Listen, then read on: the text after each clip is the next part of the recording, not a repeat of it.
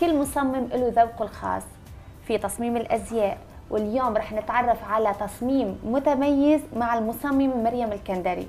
مساء الخير مريم. مساء النور يا هلا. مريم، عم نحكي انه التصاميم كل شخص له ذوقه الخاص، وتميز هيدا الذوق معه بتشكيله وبتصميم كتير حلو. مريم، شو اللي تميزت فيه بتصميم الأزياء؟ تميزت بالألوان، وتميزت بالخام السادة، وأنا أحب أشتغل فيه بإيدي يعني. عم نشوف نحن أزيائك مريم إنه صحيح إنه هي سادة، بس كمان فيها مثل زيادات بتشيك أكتر الفستان أو البدلة.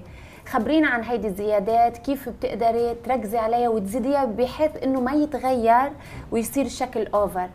أحب أخذ الخام سادة وأشتغل فيه بإيدي، أركب كريستال، أركب الشغلات هذه، أدخل فيه مثلا نمنم، ريش، أقصص الخامات وأركبها مع بعض، أخذ الخامة وأنا أشتغل فيها بإيدي قطعة قطعة.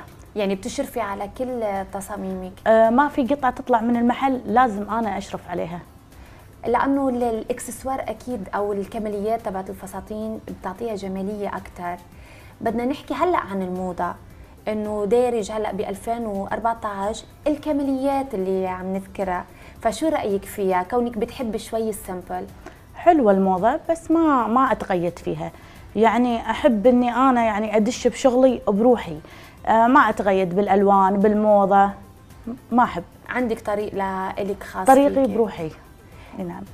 الدارج هلأ بمناسبات الاستقبال كتير في حركات وفي قصص وستايلات، يعني السيدة بتبدع بالاستقبال أكثر من أي مناسبة تانية، كونه نحن أشخاص مدعوين. بعدين رح نحكي أكيد عن العروس والاهتمام لها، فكيف ممكن إنه يكونوا متميزين، وشو اللي دارج هلأ بحفلات الاستقبال من ديزاينات وأشكال مختلفة؟ اللي دارج الحين الدانتيل، عندك الريش، عندك الهدب، عندك الشك، عندك الأفكار اللي تتميز، البفات، القصات، الورب، هذه اللي تتميز فيها الحين الموضة. كله يعني ماشي حاله بالموضة. أي نعم. التصاميم مريم ساعات بتكون كتير فيها دقة، يعني بتلاقي من ناحية الخصر ممكن يكون في تخصير أكتر، بيكون واقف الفستان أو القماش نفسه. فبدك تحكي لي في حال إنه توجد عندك سيدة التصميم ما بيلبق لها، كيف ممكن إنك تغيري بالشكل وبنفس الوقت تضلك محافظة على قيمة الفستان؟ عندك الزبونة تيجي تقول لك مثلا أنا شنو يلوق، فلازم أطالع جسمها وقصة جسمها، فأعطيها ملاحظاتي، أقول لها مثلا أنت يجتوفك أعراض، خصرك يعني والورك مثلا واضح. ممكن كيف انك تشتغلي على هيدا الموضوع بحيث ما يتغير الموديل نفسه؟ بالبداية لازم أدخل الزبونة وبعدين أسوي لها بروفا على خامة قماش سادة، وأشوف القصة شلون ممكن تطلع عليها، راح تطلع عليها. بعدها إذا طلعت القصة أوكي، أبلش بالفستان نفسه. بعد ما أركب الشغل والشك وكله، هم راح أسوي لها بروفا مرة ثانية علشان أشوف الشغل شلون راح أحدده ووين راح أحدده. ممكن أن أنا أغير في الديزاين كله مرة واحدة، يعني بتغيري ممكن فيه بس بتضلك محافظة على شياكته، إنه تضل السيدة مثل ما طلبت تقريبا تشكل عليها بطريقة حلوة.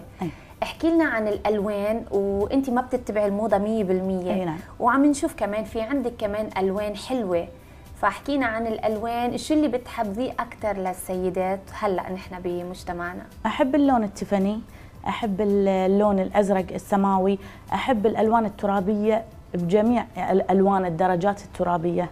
احب اكسر اللون، يعني مثلا دخلت لك التراب ادخل معاه شويه برونز، ادخل معاه شويه تتحكمي فيه اكثر يمكن. الشغلات هذه هي ترفع من الستايل. هلا بدنا ننتقل على اساس تصاميم الازياء والعروس. احكي لنا عن العروس. العروس توني مبلشه فيه، يعني الفساتين البيض توني ابلش فيهم اشتغل فيهم، واحب اشتغل في الفستان، ادخل معاه شوي، ادمج اللون. مثلا اشتغل بالنفنوف مثلا اوف وايت، وادخل اكسر وياه شويه وردي، شويه اوف وايت، درجه اغمج، درجه افتح. واحب اطلع العروس بشكل مميز. شو اللي هلا بيتميز للعروس؟ العروس تميزها بفستانها يكون سمبل حيل، ناعم بسيط، يا انه يكون منفوش او ان القصه السمكه. هلا القصات تبعت الخاصه بالعروس بتكون سمكه ولا منفوش، ولا اكثر شيء مركزين عليه بالموضه حاليا؟ على حسب الجسم. حسب الجسم. على حسب جسمها. بتحبي اكثر شيء مريم، لاحظت انك تكوني يعني منفرده برايك اكثر من انك تتبع الموضه، كونك بتحب تطلعي السيده تكون كامله بالاناقه بتصاميمك بدون انه ما تعجقي لها موديلات وقصص، وهيدا اللي نحن دارجين. اي نعم. دارجين فيه. اي نعم. بدك تقولي لنا كمان عن كماليات العروس، يعني دائما العروس فستانها بتركزي عليه انه ابيض وطويل حسب الجسم، قلتي لي بتفصلي الفستان كطرحه. شو اللي دارج هلا كطرحات عروس؟ عندك التاج، عندك التسريحه، عندك على حسب. انا ما اشتغل اللي شنو دارج، انا اشتغل على حسب قصه نفنوفي، حسب رغبه كمان السيدة، على حسب رغبه الزبونه. الاقمشه هلا بشو بتتميز حاليا 2014 او مع مريم كمان، اذا بدنا نقول كونه انه ما في موضه مقيده مع مريم؟ قاعده استخدم التور، وقاعده استخدم الفاي، قاعده استخدم الاورنجيزا. لازم ادخل بخامي شويه قبيرات ودانتيلات. انا بدي اتشكرك، وان شاء الله فساتينك وتصاميمك دائما ناجحه وبالتوفيق ان شاء الله. الله يسلمك، تسلمي. شكرا لك. مشكوره.